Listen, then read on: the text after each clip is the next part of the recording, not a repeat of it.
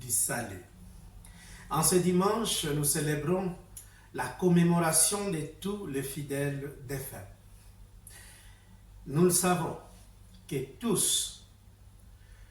le monde a déjà été témoin d'une perte physique d'un être cher. Et souvent, c'est une réalité qui nous échappe. Dans la réalité, nous ne savons pas comment nous échapper de cette réalité.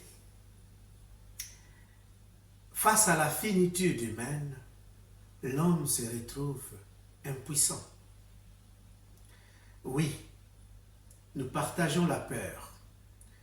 Quelle que soit sa culture, quelle que soit sa raison, quelle que soit sa religion, la mort nous apporte la peur. Devant la mort, nous sommes tous impuissants. Les athées, les chrétiens, les musulmans, les hindous, les bouddhas, tous nous cherchons à expliquer cette réalité. La mort, la finitude humaine nous pousse même à questionner le Seigneur, à questionner Dieu, d'où la problématique de la théodicée.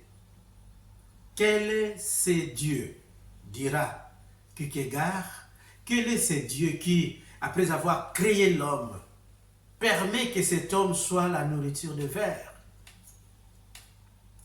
Mais cette question, bien qu'on pose la question, bien qu'on met en défi l'existence de Dieu, mais ne répond pas à la réalité de la mort, à la finitude humaine. C'est pour cela, chers frères et sœurs, la religion chrétienne, l'Église, nous a présenté il y a de cela 2000 ans une alternative, que moi je crois la parfaite alternative de la vie. C'est la résurrection de mort. C'est la vie après la mort. Et Jésus l'a été témoin, il a été témoin et le premier à ressusciter d'entre les morts.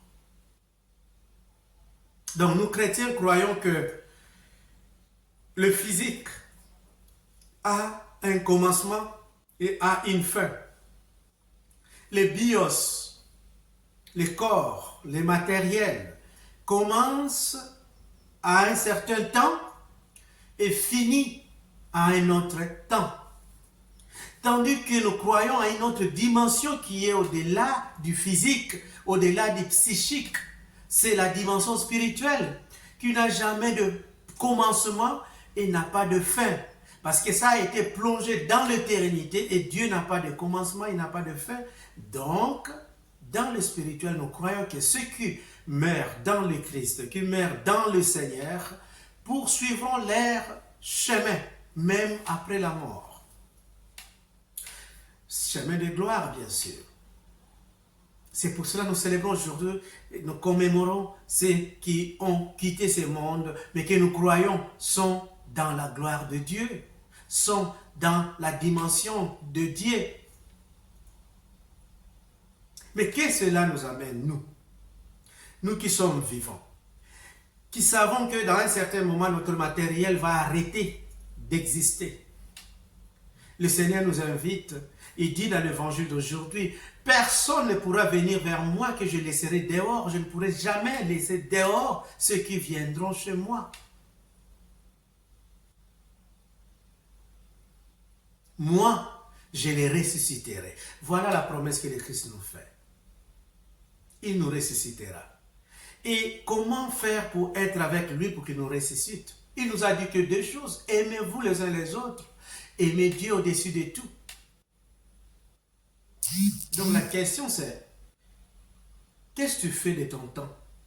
Qu'est-ce que tu fais du souffle de vie que le Seigneur te donne chaque jour? Est-ce pour aimer ou c'est pour haïr? Car nous serons jugés autour de l'amour. As-tu pu aimer? As-tu pu pardonner? As-tu pu aider les autres. Voilà ce que nous allons contempler dans l'éternité. Chers frères et sœurs, les temps d'aimer, les temps de pardonner, les temps de s'entraider, les temps de comprendre, de résoudre les choses, c'est aujourd'hui. Ne laissez pas pour demain ce que vous pouvez faire aujourd'hui, car demain peut ne pas arriver. Que les âmes de nos fidèles défunts, ceux qui nous ont été très chers, mais qui ne sont plus physiquement avec nous, reposent en paix. Et quant à nous, apprenons à préparer ces moments, à accueillir ces moments comme un processus naturel de l'être humain. Préparons nos âmes pour célébrer dans l'éternité la gloire, le bien que nous avons fait dans cette histoire. Que Dieu vous bénisse et bon dimanche.